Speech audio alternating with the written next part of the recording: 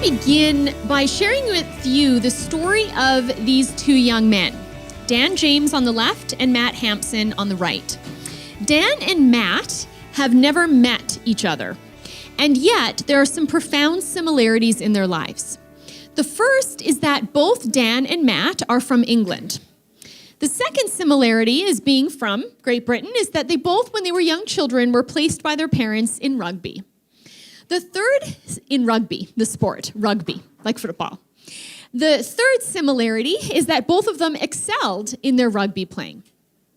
The fourth similarity is that, incidentally, when both of them were at rugby playing practices, both of them were hurt so badly in accidents that they both became paralyzed.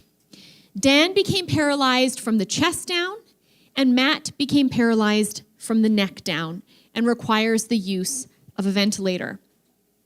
Those are the similarities, but there is a striking difference today. Dan is dead, and Matt is thriving. Dan traveled from England to Switzerland, where he returned to England as a corpse thanks to euthanasia. Matt, on the other hand, runs a charity. He raises money for spinal care. He coaches children at their physiotherapy sessions. He loves to write, and he's a motivational speaker. I wanted to begin the topic of assisted suicide with these two stories because I believe their stories bring to light a core principle communicated by Holocaust survivor Dr. Viktor Frankl, who wrote a phenomenal book called Man's Search for Meaning. And the book is partly about his experiences of suffering and survival in the concentration camps, but it's also about his theories in psychology because he was a psychiatrist. And Dr. Frankl had observed that the last of the human freedoms that can never be taken from us is the freedom to choose how to respond to the situation that we're in. And when I think of that statement, I think of these two young men. Their circumstances were similar, but they had the freedom to choose how to respond to those circumstances. Dan responded with despair. Matt responded with hope. We don't have to despair, and Matt is proof of that.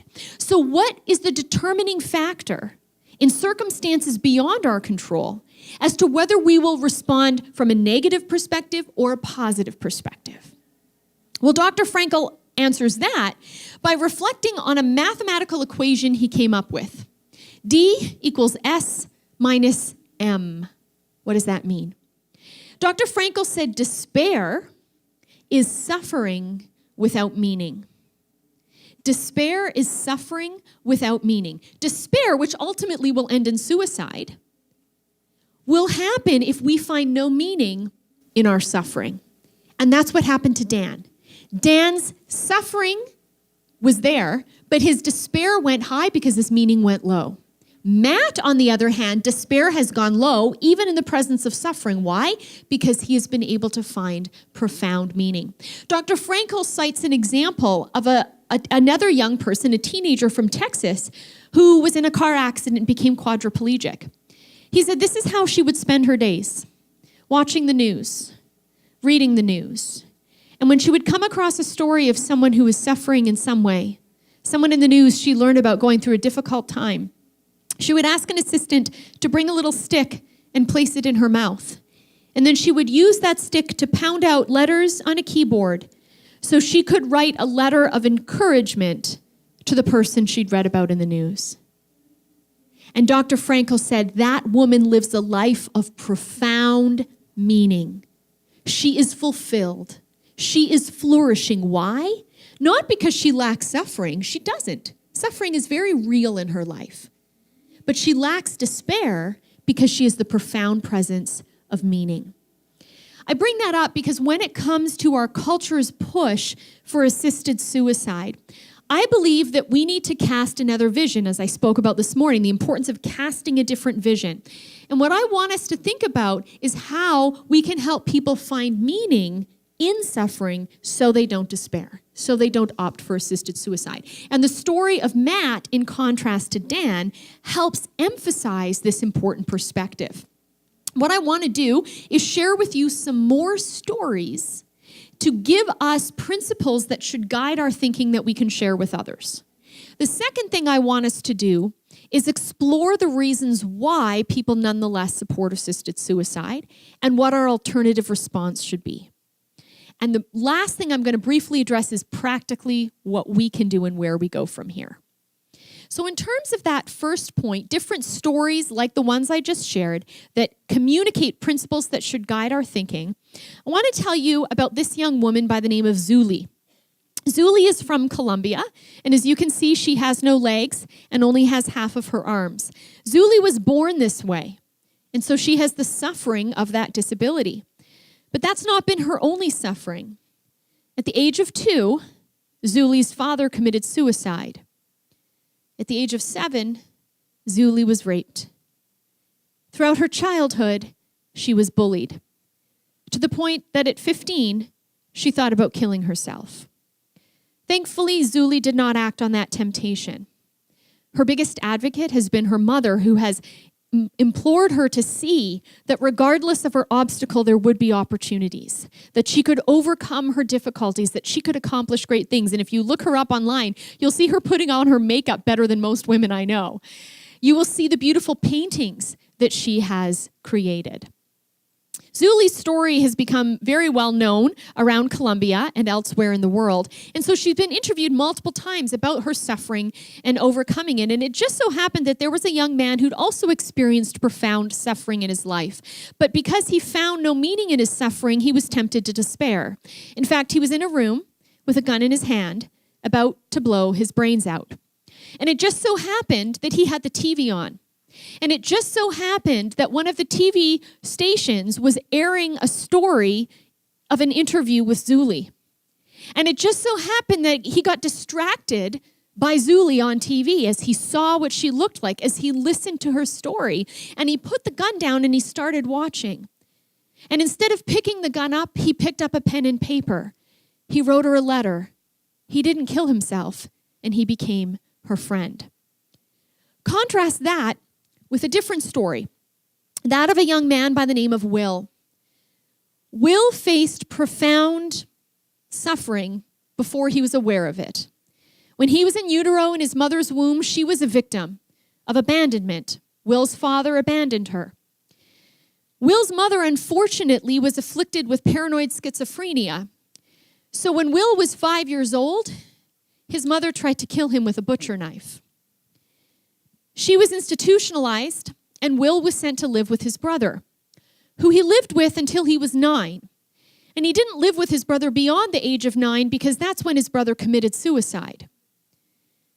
Will, from the age of 9 onwards, was largely living on his own. But like all of us, Will needed family. He needed community. And so he found his community in a gang. And as a result of getting involved in a gang, Will eventually committed a murder. Will is from the state of Texas, where as punishment for his murder, he was given the death penalty. And he is not alive today as a result of that. As I think about Will and his mother and his brother and his father and all the people that he impacted or were impacted by him, I think about Zhu Li, the people who impacted her, the young man who was going to kill himself who was impacted by Zhu Li. Those stories bring to light this principle. And the principle is a quote from Dr. Martin Luther King Jr. Dr. King once said, "We are caught in an inescapable network of mutuality, tied in a single garment of destiny." He said, whatever affects one directly affects all indirectly. And here's where that's relevant in the assisted suicide debate. All too often we hear people say, it's my life. It's just impacting me. It won't impact anyone. Does Zhu Li's life only impact her? Her life had a profound impact on another person who at the time was a stranger. Had she ended her life through suicide, he would have ended his. Whatever affects one directly affects all indirectly. Will's father's decision to abandon his mother didn't just affect the father, it affected the mother, it affected Will. Her choices affected him, his choices affected others. When we live in a culture that allows assisted suicide, it affects others, not just the individual who chooses it. First of all, there are some who maybe won't trust their doctors to really express the pain they're in because they're afraid if they do so, they might say, I want to die, when they don't really, but they're afraid of being taken seriously. And so their underlying problems aren't adequately dealt with. There will be people who will ask for assisted suicide because others have asked for it. They might claim they really want it, but deep down they don't. But they're guilted into it because of the example another set. And they think, well, that person isn't a burden, and I feel like one. So they went out with assisted suicide, maybe I should too. No man is an island. And the stories I just told reinforce that whatever affects one directly affects all indirectly. And each of us is impacted by the choice for one individual to kill themselves. Not only by their action, but by their absence after their action. The next story I want to tell you is about this young woman by the name of Jewel. As you can tell, looking at this photograph, Jewel is blind.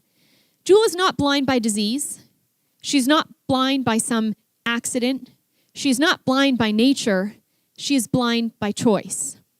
Jewel has a condition called Body Integrity Identity Disorder, BIID for short.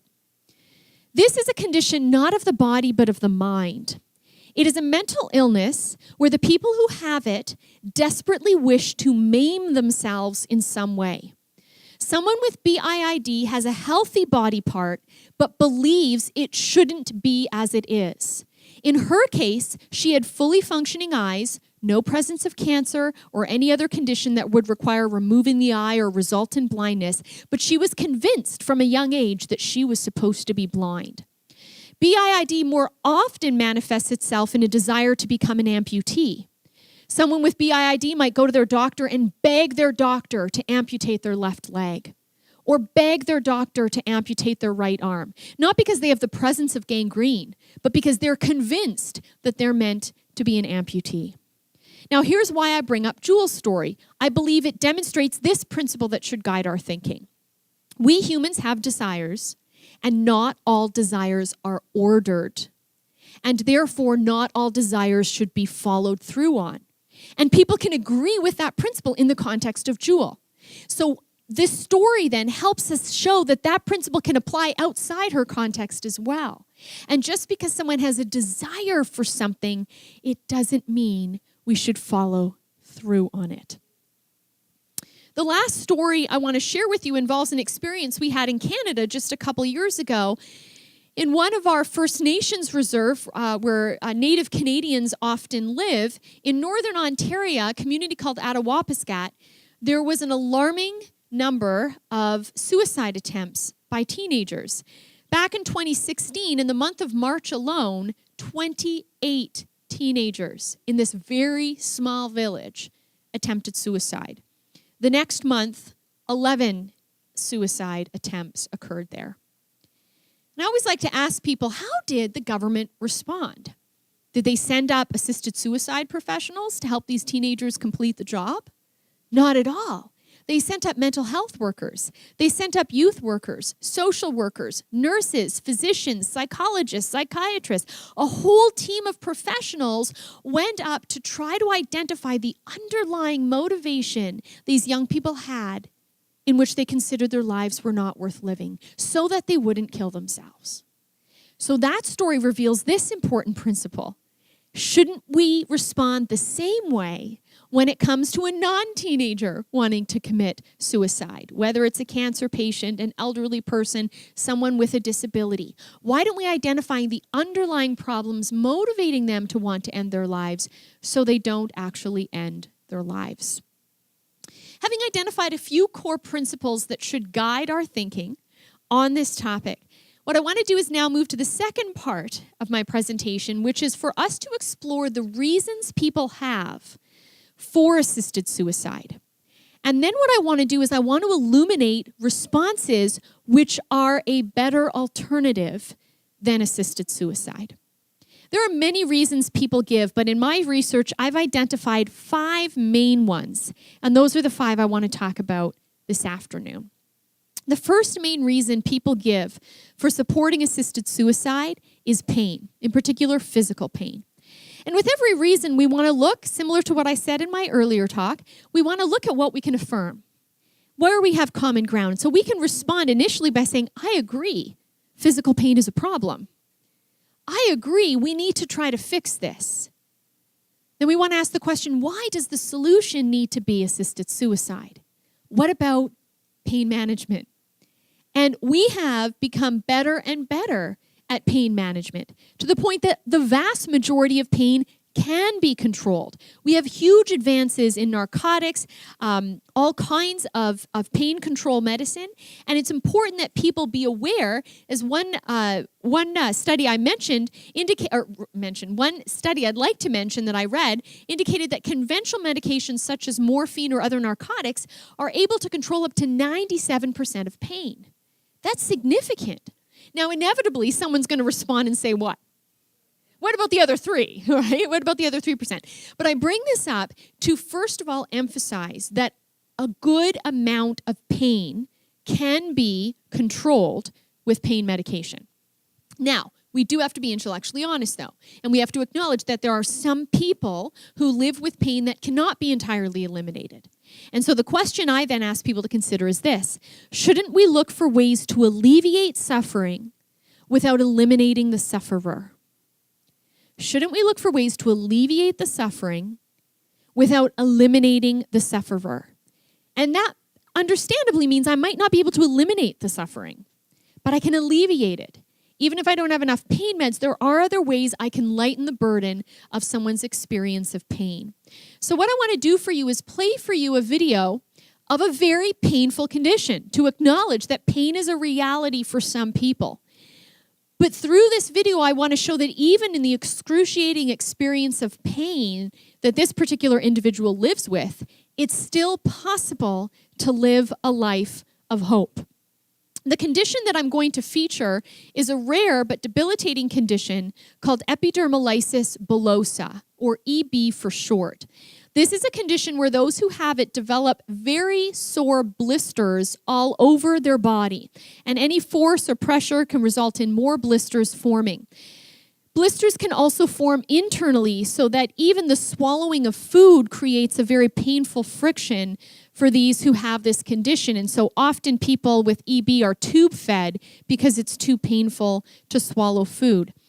People with EB are typically called butterfly children because their skin is as fragile as a butterfly's wings.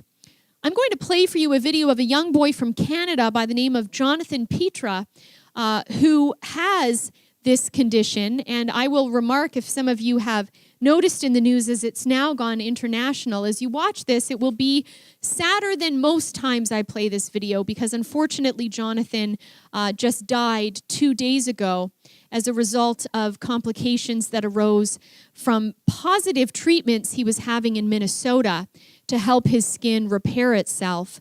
But a severe infection arose and he has since died. But his story still stands, and his perspective is what I want us to reflect on. So let's take a look. Strength, character, courage. These are the qualities we worship in our sports heroes. 14-year-old Jonathan Petra from Russell, Ontario, desperately wanted to be one of those athletes. Sports are his passion. He dreams of them, but he never had the chance. Jonathan was born with a rare skin condition, known to be the worst condition you've never heard of. And as you will see, his strength, character, and courage are beyond anything we see in sports. His story contains imagery that is tough to watch, but both Jonathan and TSN felt it was important to show. This is the story of the butterfly child.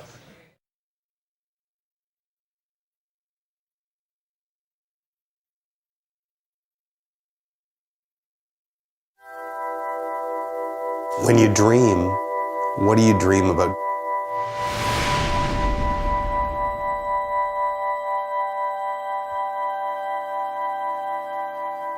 I'd be playing sports the whole day. And I would not stop. And I'd be the most fit person in the world.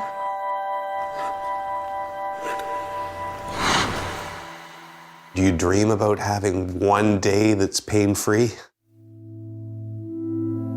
I dreamed of it. Even when I'm sleeping, I still feel that pain. The pain is like somewhere inside my head that I can always know it's there. It's always pushing me to my limits, and it's always pushing me past my limits.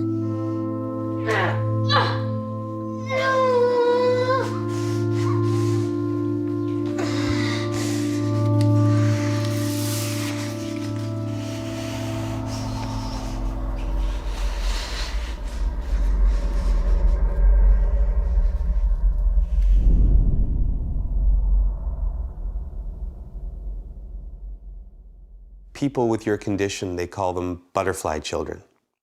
Why do they say that?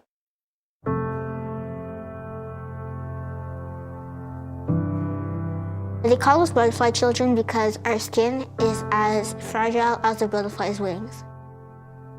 As much as a butterfly is pretty yet gentle, we have the heart of warriors. We are very much stronger than we appear. Jonathan Pitra was born with epidermolysis bullosa, or EB for short. It is one of the most rare and painful genetic conditions known to modern medicine. If you imagine the skin layers as being bricks of a wall, the bricks are held together by mortar or glue. Patients that are affected with this condition have a defect in the way they make proteins that make up the mortar or the glue. As a result, the wall is very shaky. So in other words, the skin is extremely fragile to minimal trauma. Any friction causes blisters on Jonathan's body. Eating causes blisters inside his throat. It's an existence 14-year-old Jonathan has known his entire life. Our little pleasures of life, he doesn't have that. He can't join into the gym. He can't play any sports. Has he always loved sports? He has. He's just getting more and more addicted to them. He says it's in his DNA. There was always something about hockey that intrigued me, and just the physical aspect of the game. The Senators are your favorite? Local team, you gotta go for them. What position did you see yourself playing? Center. I've always been not the scoring type like Ovechkin. I'm more of a Crosby type. I see the ice well.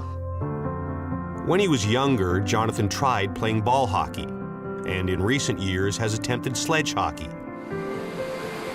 Hey, he's moving. Hey, good job, bud. But the recovery from each sport became too much to handle. Did it drive you crazy that you couldn't play? Oh, it kept me awake at night. Jeez, like for the longest time. I dreamed of it. Some mornings I woke up and I was playing the game and scoring and stuff. And when I woke up, I was like, oh, can I go back to sleep? Like, skip school today?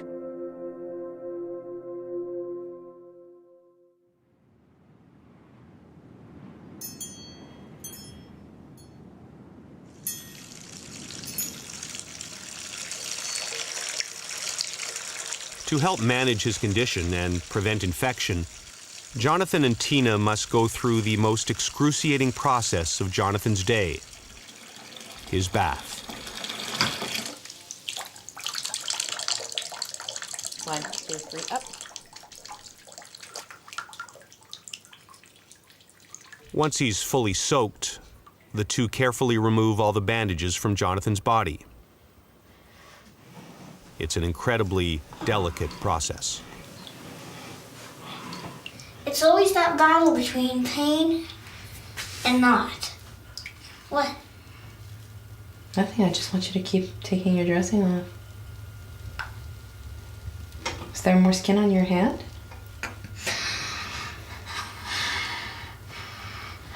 Yeah. I saw it, Johnny. You didn't have to show me. I know, I saw that too.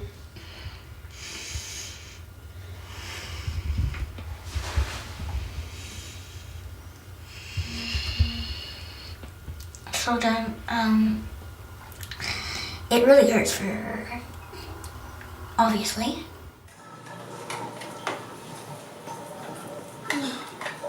The bath is just the first part of the process. The second part involves putting a new set of dressings on his body. In total, the bath and dressing can take over 3 hours, and Jonathan and Tina must do it every other day.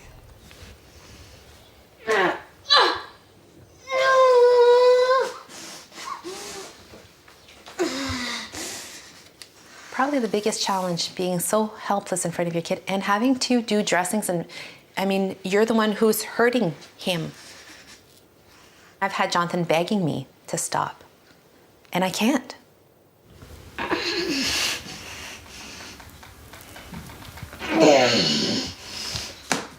This is not an easy process. It's one thing to hear about it, but it's another to see it. It's a lot different than what you think. You just see how, we work as a team to do what has to be done, really.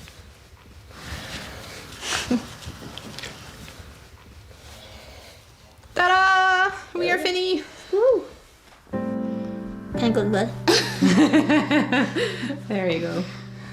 I'm done. Where do you get the strength to get up every morning knowing what you're going to have to go through? That strength comes from the people around me, because they do believe in me that I can get through it. For years, Jonathan believed he was the only one going through the pain. Until 2012, when he was invited to an EB conference in Toronto. It was a conference that changed his life. I had never met anyone with my condition. I had never, had any explanation. I had never known there was anyone else. How did you feel when you saw the other kids that had it? I knew that I wasn't alone anymore. I knew since then that I was going to become, an ambassador. I wanted to start helping other people with EB. In October of 2014, Jonathan put his story out to the world. With the help of the Ottawa Citizen, Jonathan courageously revealed his wounds to the masses. The article went viral throughout Ottawa and landed on a special team's doorstep. I read it, and it was so moving that I brought the article in, and we talked about what we could do to help in any way we could. November 20th, 2014. The Ottawa Senators invite Jonathan to a game and make him a scout for the day. He signs a pro contract from GM Brian Murray and takes questions from the media. Is there any one particular area of the Senators you're going to be focusing in on tonight, or is it the whole team that you're going to watch? A team isn't just made of one player, it's all of them, so I'll be watching the whole team. The Ottawa Senators are proud to welcome their newest professional scout to the organization, Jonathan Pitt. Jonathan, welcome to the organization. Enjoy the game. I had the privilege of, sitting down with him for the whole game. Who do we want not shooting the puck? Shea Weber. Exactly. Good call. No, that's not good.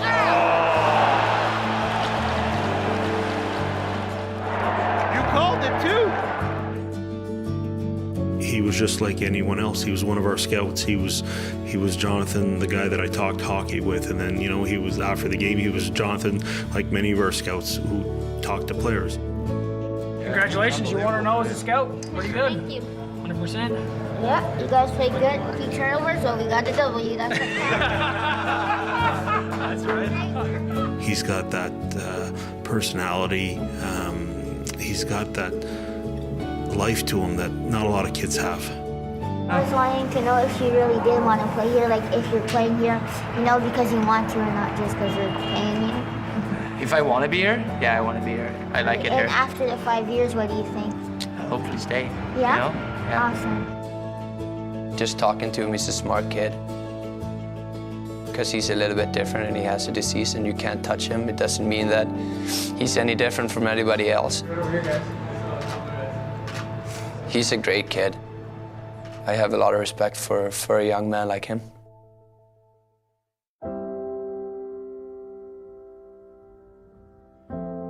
Since his day with the Senators, Jonathan has helped raise over $100,000 for EB awareness.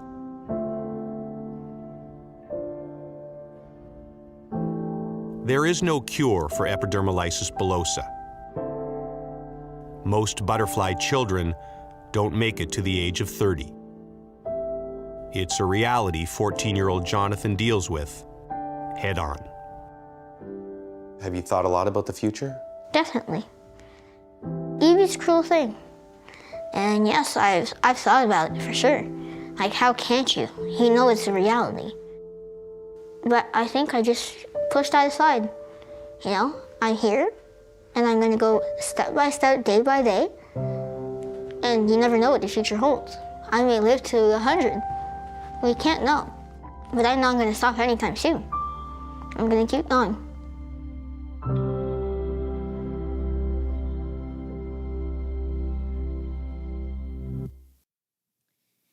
And Jonathan did. EB killed Jonathan, but Jonathan didn't kill himself.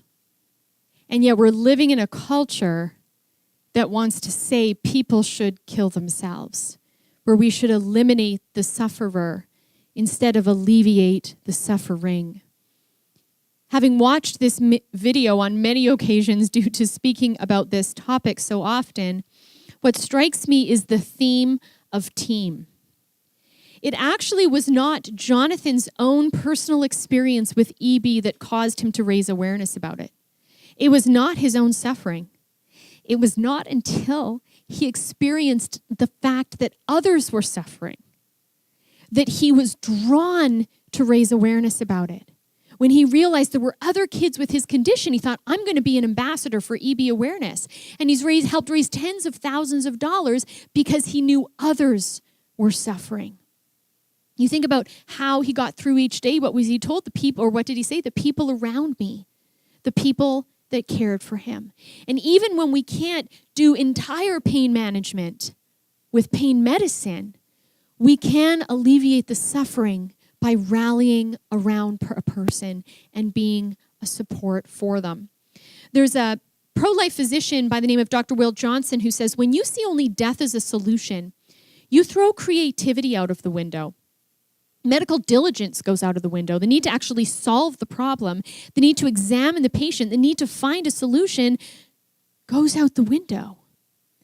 If we kill all people with EB, what motivation do we have to come up with a cure? If we kill all people who are in excruciating pain, what motivation do we have to come up with better pain management?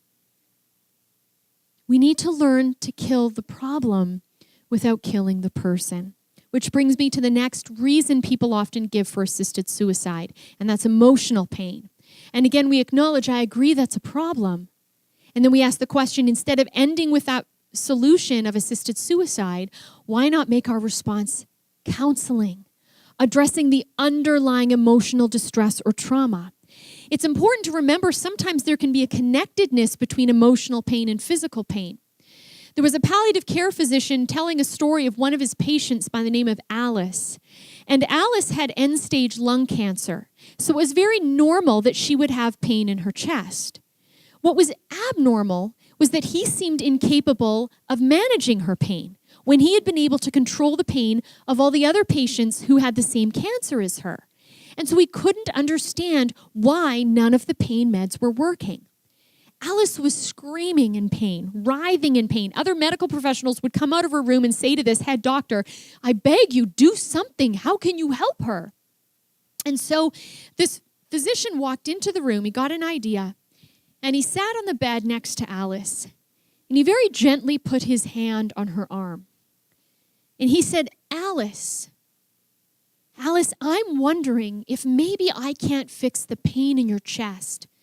Because, Alice, I'm wondering if it's a pain I can't touch. Is it possible, he said, Alice, that the pain is in your heart? And this look of being understood washed over her, and she opened up and she said, Doctor, I have one daughter, and I love her dearly, but she's in a relationship with a man I think is very bad. In fact, I think her future will be miserable if she stays in a relationship with this man. And because I'm dying, I don't have much time left to warn her or to be there for her in the future. So I decided to tell her what I thought. And she has disowned me.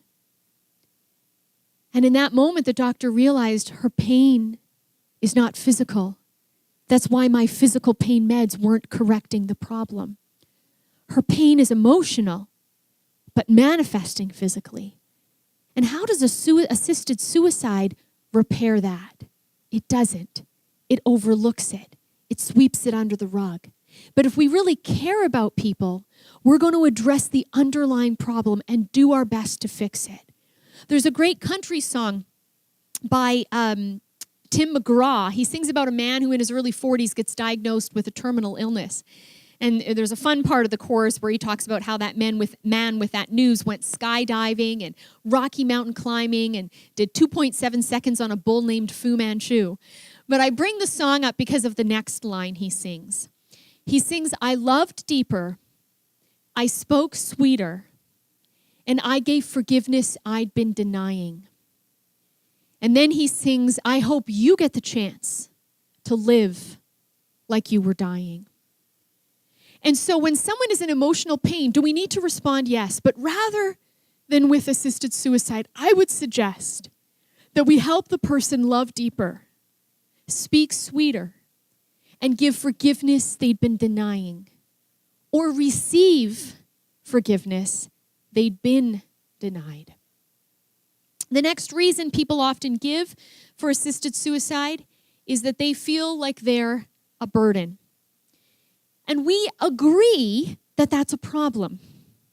We just want to suggest a solution that's different than assisted suicide. And namely, we want to help people change their perspective. When someone is sick, there is a burden. I acknowledge that. But the burden is not the individual. The burden is the disease. And when we love someone, we lighten the burden by sharing it. But if I perceive the burden as the individual, then I'm going to get rid of the individual. But if I shift my perspective and see not the individual as a burden, but the disease or the disability as a burden that they have to live with, and because I care for them, I will help lift it, then that's a better response. There was a documentary I watched of a woman who wanted assisted suicide. She was diagnosed with a very debilitating disease. But in the course of this documentary, her story was told. And her story was the fact that she had been married with one child, and her husband had recently divorced her. This woman didn't really have much of a support network, and now her husband is out of her life. She's left with her daughter, who's in the 12th grade. And her daughter was planning upon graduation to go to university. But upon her mom getting sick and not having the support of her husband, the daughter decided she would postpone her university education and stay home and care for her mom. And the mom felt like a burden and didn't want her daughter to postpone her university. And that's why she wanted assisted suicide. And I thought to myself, this daughter is going to learn more in the school of love than she ever would at a post-secondary institution. There's a great quote by the late, great St. John Paul II, who in the document on the Christian meaning of human suffering said, we could say suffering is present in order to unleash love in the human person. How profound is that? Suffering unleashes love. If you think about it, when do we really step outside of ourselves? When do we love others, prioritize them, care for them? Isn't it when they're suffering? They're vulnerable. They're needy.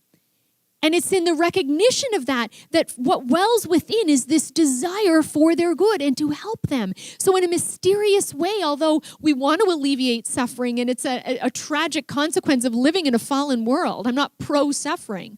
But what I'm acknowledging is that in the ugliness of suffering, good can come from it.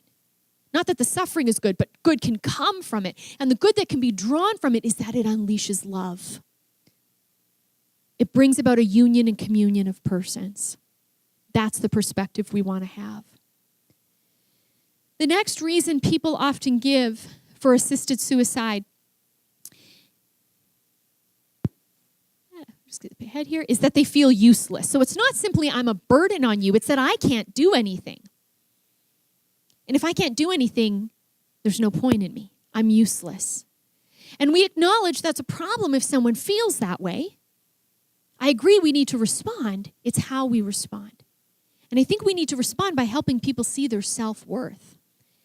That our dignity and our worth is grounded in who we are, not what we can do, not how we contribute. A couple documentaries I watched involved two men traveling overseas to get assisted suicide in Europe. One man had been a university professor, but was so sick he could no longer teach. Another had been a surgeon, but was so sick he could no longer perform surgery. Both men sought and got assisted suicide. And when I reflected on the profound accomplishments that these men had in their lives, what struck me is the danger that comes with such profound accomplishments. When you have achieved much by the world's standards, and when you have accomplished undoubtedly great good that a professor can accomplish, influencing future generations, that a surgeon can accomplish, literally holding life in your hand and being able to save it. The danger that arises with that is that your very identity gets tied up in it. So that when you can no longer do the surgery you did or teach the classes you taught, there is no point in your existence. And what we need to help these individuals see is that while we understand they desire to teach or do surgery, that they want to do that, they don't need to do that. But they do have certain needs, and those needs can be met. One of my favorite ads is this one by the Canadian Down Syndrome Society. And I love this simple caption because it reinforces, first of all, that we're human beings, not human doings. And that what ought to be celebrated is that we are. How can we celebrate being? Because our world has already done a lot to celebrate doing. I want to answer that question by playing for you a video that features an organization just south of me and north of you in Washington State that brings together both ends of life that by the world's standards are kind of useless, the very young and the very old. And as you watch the bringing together of these two groups, I think you'll see what I see, which is the power and beauty of celebrating being. Let's take a look. What do you see? A brown bear. A brown bear. Does everybody Mary McGovern is 95 years old, and one of her favorite things to do is to read to toddlers. And what is that? A bird? A bird. A bird. What color is the bird? Red. Red. Everybody knows that. Luckily for Mary, she doesn't need to go any further than down the hall to find her young friends. Oh, see, look in here as the little kids. See that? Oh, yeah. McGovern lives at Providence Mount St. Vincent, a nursing home in Seattle, Washington that also houses a daycare for children up to 5 years of age. Can you hand out a scarf? Thank you, honey. Thank you. There you go. Oh, thank you very much. Butterfly. Every weekday, 500 residents are joined by 125 children in the facility affectionately called the Mount. Peekaboo. Peekaboo. I see you. Administrator Charlene Boyd. We wanted to create a place for people to come to live and not to come to die. So in 1991, Boyd and other administrators added a high-quality preschool to the nursing home and created an intergenerational learning center, a community for the very old and very young. Why is there this railing here? This railing is here not for the kids, but it's here for residents. And it's a safety piece for a resident in a wheelchair to push themselves up and to hold on and to bring themselves to a standing position and watch the children through the window. So they can stand here and look in. They can stand here and look in. It's putting high quality childcare in a setting that links old and young together. Say, have a nice day.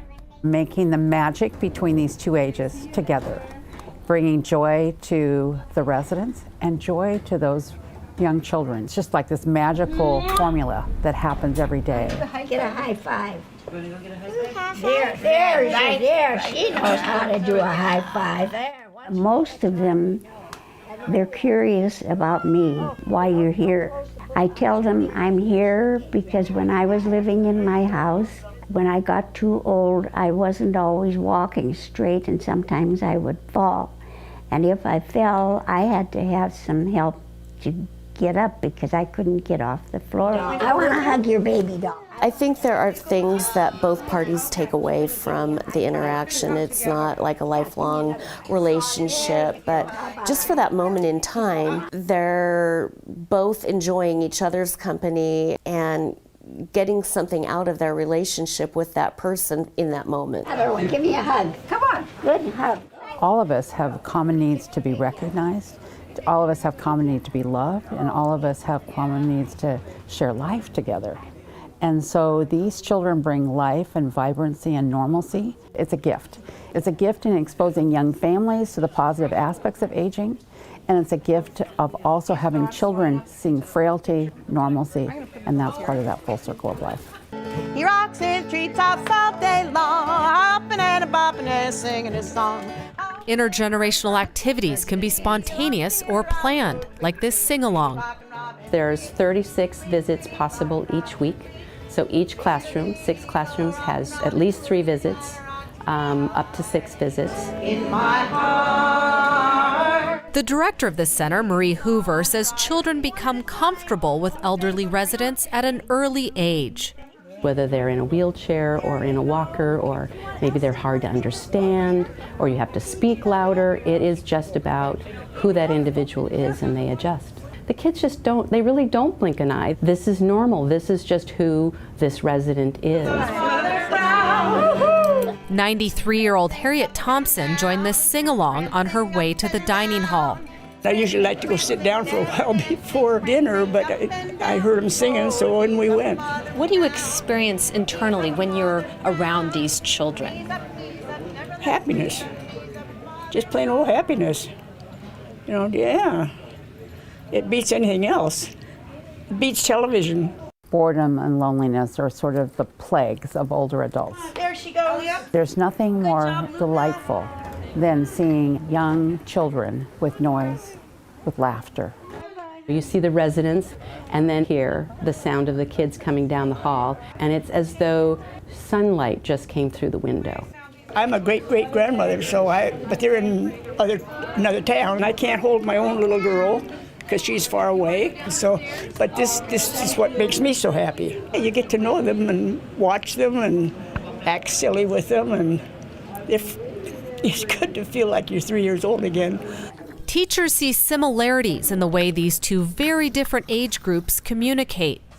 The brain of a toddler, and as somebody is beginning to have, some signs of dementia, the brains are similar, and their development or their decline is similar. That was apparent in this art class, where resident John Goss, a retired surgeon, and 5-year-old William Kranick teamed up as painting partners. This is a jump brush. A giant. Giant, yes. He's operating on my plane, and I'm operating on his plane. And so we have an attachment. He helped me, and we were working together. I used blue, he used blue, and I used green, and he used green. Oh, it's wonderfully fun because things come out of your hand better than your mouth. The kids are certainly of that age where there isn't this sense of, oh, that's weird or something to be scared of, and I think that's happening on both sides of the age. What's your name? Annie Carter. Later the same day, William Kranick visited the skilled nursing section of the Mount to help make sandwiches for the homeless. I have 3 sandwiches in bags. Oh, I see.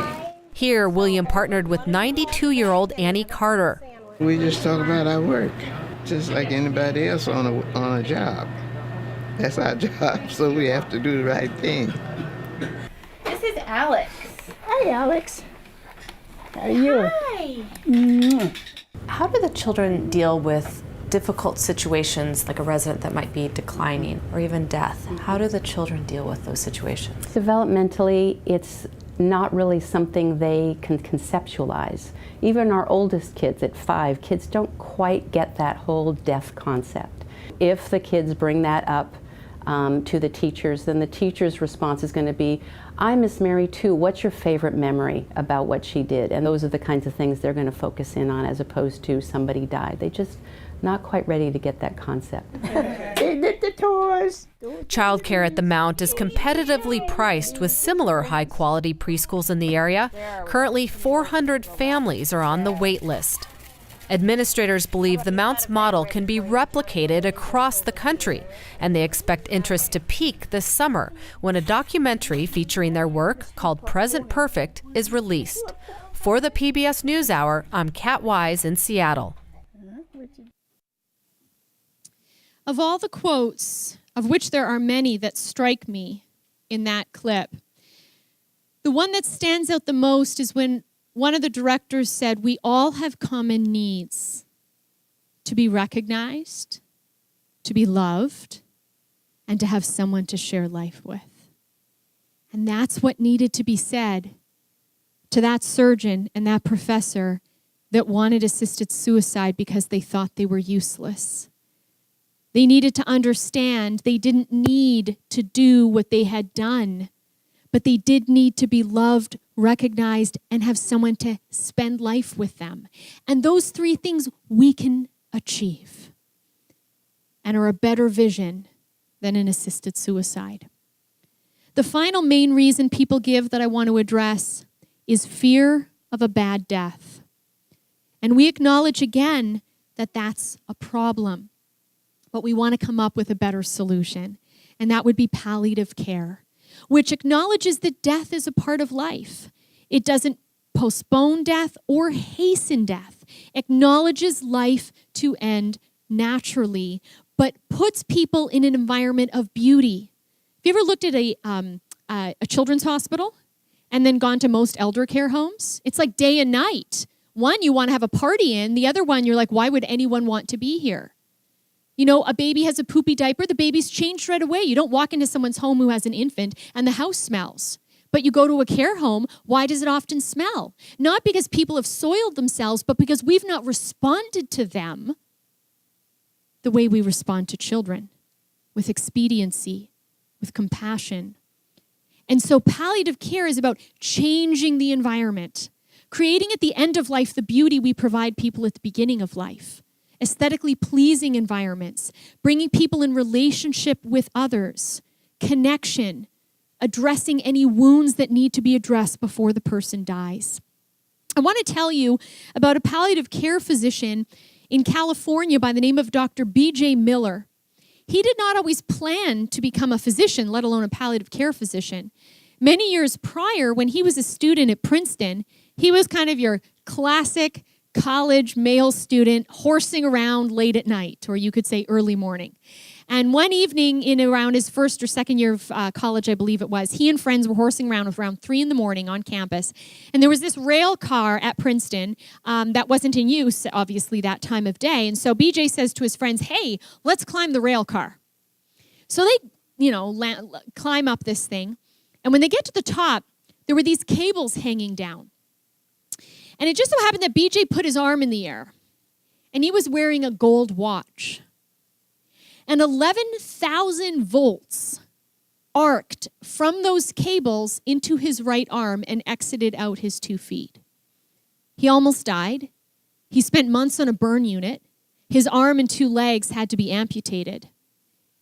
And it was experiencing that kind of suffering and the response of the medical community that played a role in leading him to this path of ultimately becoming a palliative care physician. One of the things Dr. Miller talks about, which is relevant for when he was a patient and now that he's a physician, is the power of the present moment. And whatever situation someone is in, we can help them find beauty and meaning in that, even when they're at the end of their life, even when they're suffering. And he gives an example from his own experience. He talks about how when he was in the burn unit, it was wintertime, no windows in his room. Nurses were coming into work late complaining about a snowstorm. And he said, they were all complaining about it, but I started to fantasize about it. And he said, even in my suffering, I laid in bed, I closed my eyes, and I imagined what it must look like outside. I imagined the dark night, but the lights glimmering on a blanket of white snow, of the snowflakes falling. And even in that, he was able to experience some joy. He said the next day, a nurse smuggled in a snowball, and she placed it on his skin, and he was captivated with wonder at how that ice melted before his eyes and disappeared. The simplest of things, but how can we help people not have the bad death they fear, but in palliative care, experience awe and wonder? I'm going to play for you a clip of a talk that he gave. We need to lift our sights, to set our sights on well-being. So that life can become, and health care can become about making life more wonderful rather than just less horrible. Beneficence. Here, this gets right at the distinction between a disease-centered and a patient or human-centered model of care. And here is where caring becomes a creative, generative, even playful act. Play may sound like a funny word here, but it's also one of our highest forms of adaptation. Consider every major compulsory effort it takes to be human. The need for food is birth cuisine. The need for shelter has given rise to architecture. The need for cover, fashion. And for being subjected to the clock, well, we invented music. So, since dying is a necessary part of life, what might we create with this fact? By play, I am in no way suggesting that we take a light approach to dying or that we mandate any particular way of dying. There are mountains of sorrow that cannot move, and one way or another, we will all kneel there. Rather, I am asking we make space, physical, psychic room, to allow life to play itself all the way out, so that rather than just getting out of the way, aging and dying can become a process of crescendo through to the end. We can't solve for death. I know some of you are working on this. Meanwhile, we can design towards it. Now, parts of me died early on, and that's something we can all say one way or another. I got to redesign my life around this fact, and I tell you, it has been a liberation to realize you can always find a shock of beauty or meaning in what life you have left. Like that snowball, lasting for a perfect moment, all the while melting away.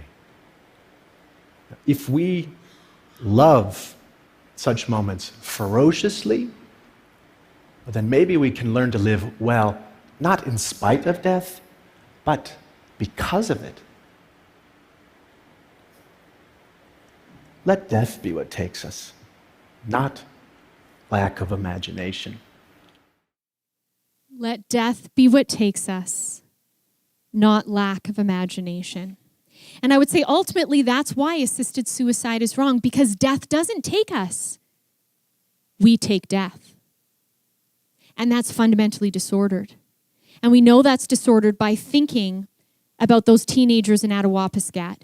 We know that's disordered by thinking about Jewel who blinded herself because she wanted to be blind. We know that's disordered thinking about how we're all interconnected like Will or Zhu Li. And we know that's disordered because someone like Matt Hampson, who suffered like Dan James, could respond in a different way, as can we. And so when we look at all the reasons, we want to respond and say, if we have assisted suicide, that's a lack of creativity. That's a lack of imagination. But improving pain meds, helping people with their counseling, giving them perspective and understanding their self-worth, and making the environment where people die through palliative care beautiful, that's creativity. That's imagination. That's what we want to unlock in people. And so to wrap it all up, the final message I simply have is that third point of where do we go from here?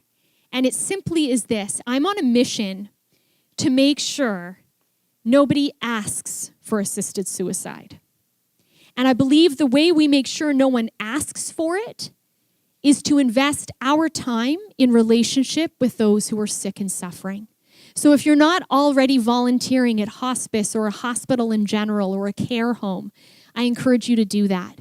Or if you have a loved one or someone in your church or someone in your neighborhood who needs companionship and is lonely, I encourage you to carve out time in your life to be in relationship with them, so that the more people who we're in relationship with, the less people who will despair and who will ask for assisted suicide. Matt, the young man paralyzed from the neck down who's still alive, said, "My life is good now, and in some aspects better than it was in 2005. I feel a more rounded person. I look towards the future rather than the past. My hope is that you can help others do the same." Thank you very much.